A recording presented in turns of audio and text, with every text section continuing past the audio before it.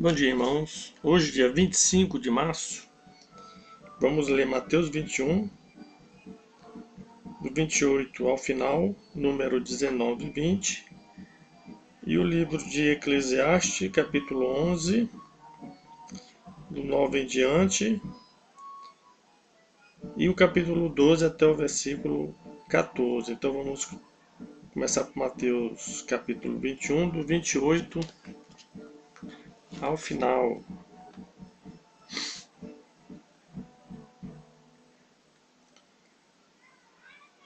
A parábola dos dois filhos. E o que vos parece? O homem tinha 2 filhos. Chegando-se ao primeiro, disse: Filho, vai hoje trabalhar na vinha. Ele respondeu: Sim, senhor. Porém não foi. Dirigindo-se ao segundo, disse-lhe a mesma coisa, mas este respondeu: Não quero. Depois, arrependido, foi. Qual dos dois fez a vontade do pai? Disseram. O segundo. Declarou-lhe Jesus: Em verdade vos digo que publicanos e meretrizes vos precedem no reino de Deus, porque João veio a vós outros no caminho da justiça, e não acreditaste nele. Ao passo que publicanos e meretrizes creram. Vós, porém, mesmo vendo isto, não vos arrependestes, afinal, para acreditardes nele. A parábola dos lavradores maus. Atentai noutra parábola. Havia um homem, dono de casa, que plantou uma vinha. Cercou-a de uma sebe, construiu nela um lagar, edificou-lhe uma torre e arrendou-a a uns lavradores. Depois se ausentou do país. Ao tempo da colheita, enviou os seus servos aos lavradores para receber os frutos que lhe tocavam. E os lavradores, agarrando os servos, espancaram a um, mataram a outro e a outro apedrejaram. Enviou ainda outros servos em maior número, e trataram-nos da mesma sorte. E por último enviou-lhes o seu próprio filho, dizendo: A meu filho respeitarão. Mas os lavradores, vendo o filho, disseram entre si: Este é o herdeiro, ora, vamos, matemo-lo e apoderemo-nos da sua herança. E agarrando, lançaram-no fora da vinha e o mataram. Quando, pois, vier o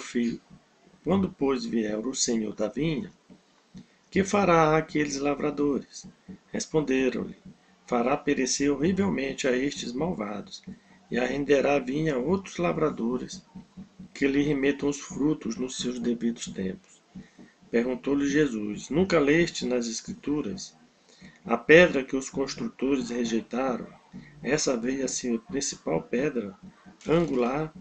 Isto procede do Senhor e é maravilhoso aos nossos olhos.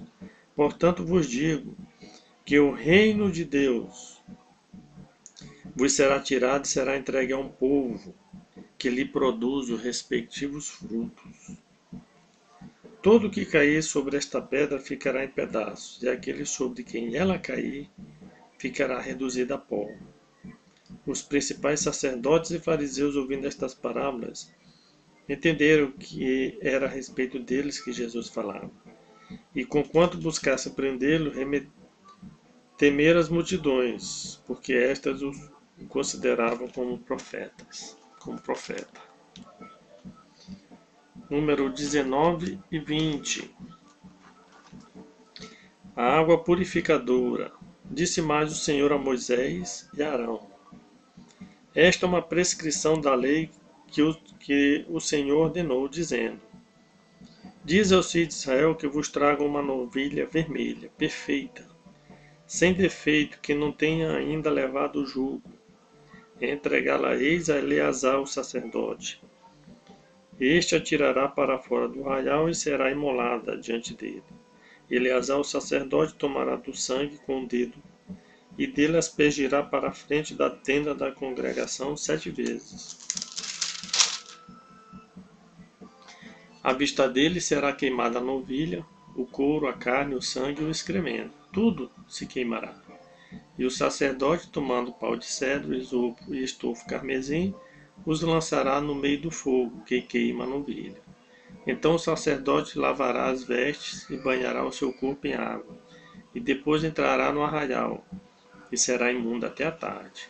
Também o que queimou lavará suas vestes com água, e em água banhará o seu corpo, e imundo será até a tarde.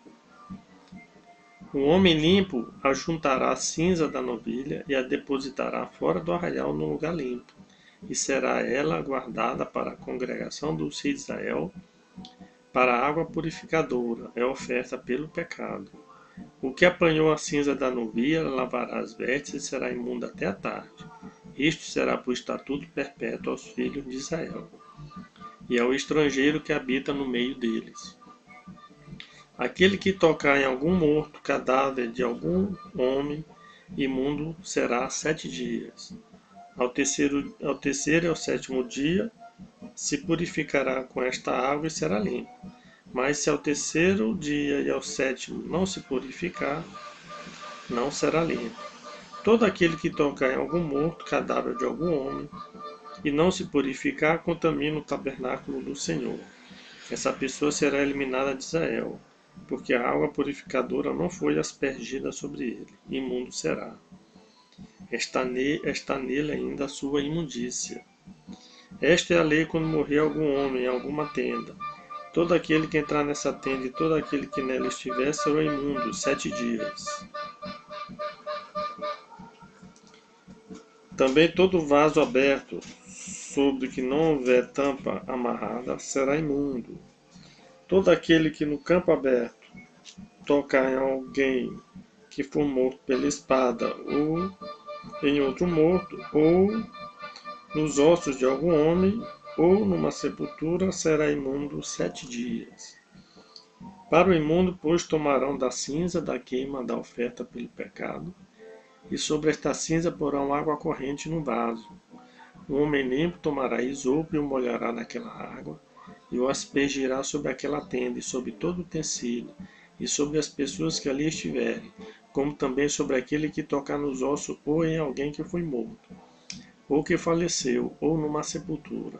O limpo aspergirá sobre o imundo ao terceiro e sétimo dias, purificá-lo-á ao sétimo dia, e aquele que era imundo lavará as suas vestes e banhará na água, e à tarde será limpo. No entanto, quem estiver imundo e não se purificar, esse será eliminado do meio da congregação, porquanto contaminou o santuário do Senhor. A água purificadora sobre ele não foi aspergida. É imundo. Isto lhe será por estatuto perpétuo. E o que aspergir a água purificadora lavará as suas vestes, e o que tocar a água purificadora será imundo até a tarde. Tudo que o imundo tocar também será imundo, e quem o tocar será imundo até a tarde. A morte de Miriam. Chegando os filhos de Israel, toda a congregação ao deserto de Zim, no mês primeiro, o povo ficou em Gade. Ali morreu Miriam, e ali foi sepultada.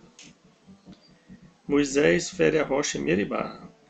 Não havia água para o povo, então se ajuntaram contra Moisés e contra Arão.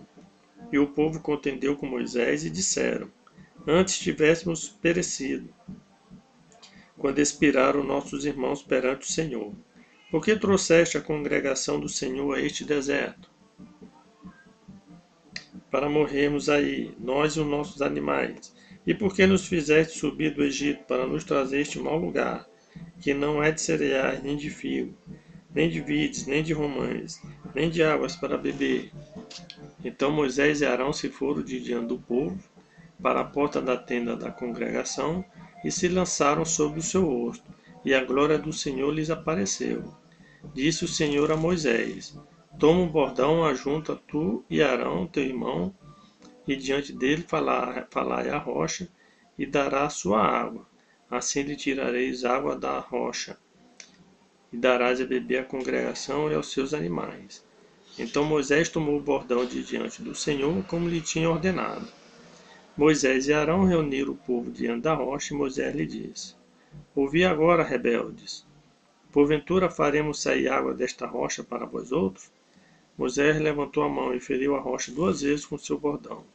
E saíram muitas águas, e bebeu a congregação e os seus animais. Mas o Senhor disse a Moisés e Arão: Visto que não crestes em mim, para me santificardes diante dos olhos de Israel, por isso não fareis entrar este povo na terra que lhe dei. São estas águas de Meribá, porque os filhos de Israel contenderam com o Senhor, e o Senhor se santificou neles. Moisés solicita passagem para Edom. Enviou Moisés de Cádiz mensageiros ao rei de Edom, a dizer: Assim diz teu irmão Israel: Bem sabes todo o trabalho que nos tem sobrevido. Como nosso pai desceram do Egito, e nós no Egito habitamos muito tempo, e como os egípcios nos maltrataram, a nós e a nossos pais. E clamamos ao Senhor, e ele ouviu a nossa voz, e mandou o anjo, e nos tirou do Egito. E eis que estamos em Cádiz, cidade nos confins do teu país. Deixa-nos passar pela tua terra, não o faremos pelo campo, nem pelas vinhas, nem beberemos água dos poços. Iremos pela estrada real, não nos desviaremos para a direita nem para a esquerda, até que passemos pelo teu país. Porém, Edom lhe disse: Não passarás por mim, para que não saia eu de espada a teu encontro. Então os filhos de Israel lhe disseram: Subiremos pelo caminho trilhado, e se eu e meu gado bebermos das tuas águas, pagarei o preço delas. Outra coisa não desejo senão passar a pé. Porém ele disse: Não passarás. E saiu-lhe Edom ao encontro, com muita gente e com mão forte. Assim recusou Edom deixar passar Israel pelo seu país, pelo que Israel se desviou dele. A morte de Arão. Então partiram de Cádiz e os filhos de Israel, toda a congregação, foram ao Monte Or. Diz o Senhor a Moisés e Arão no Monte Or, nos confins da terra de Edom: Arão será recolhido a seu povo, porque não entrará na terra que deu aos filhos de Israel, pois fostes rebelde à minha palavra nas águas de Meribá. Toma Arão e Eleazar seu filho, e faze-o subir ao Monte Or. Depois despe Arão das suas vestes, veste com elas a Eleazar seu filho, porque Arão será recolhido a seu povo e aí morrerá. Fez Moisés como o Senhor lhe ordenara. Subiram ao Monte Or perante os olhos de toda a congregação. Moisés, pois, despiu Arão de suas vestes e vestiu com elas a Eleazar seu filho.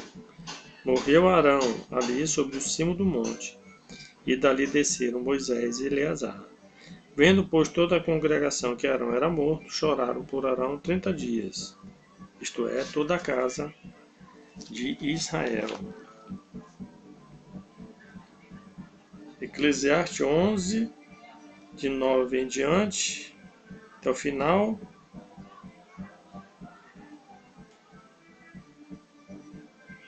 Até o final do livro, 12 e o 14.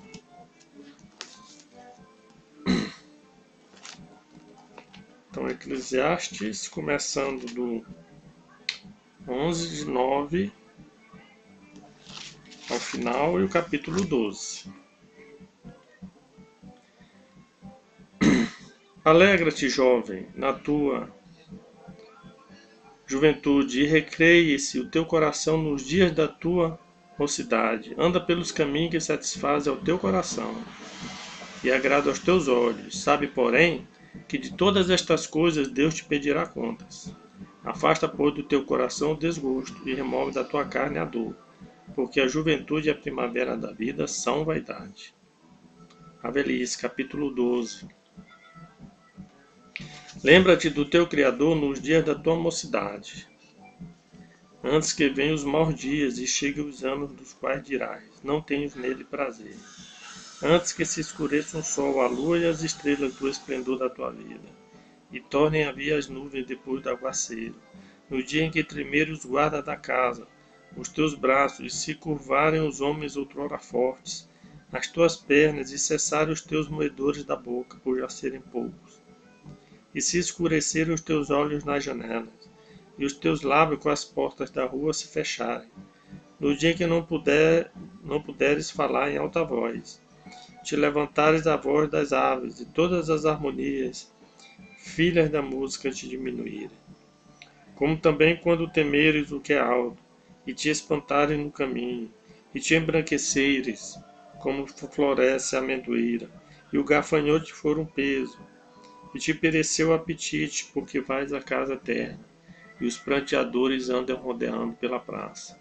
antes que se rompa o fio da espada, e se despedace o copo de ouro, e se quebre o cântaro junto à fonte, e se desfaça a roda junto ao poço, e ao pó volte à terra como era, e o espírito volte a Deus que o deu.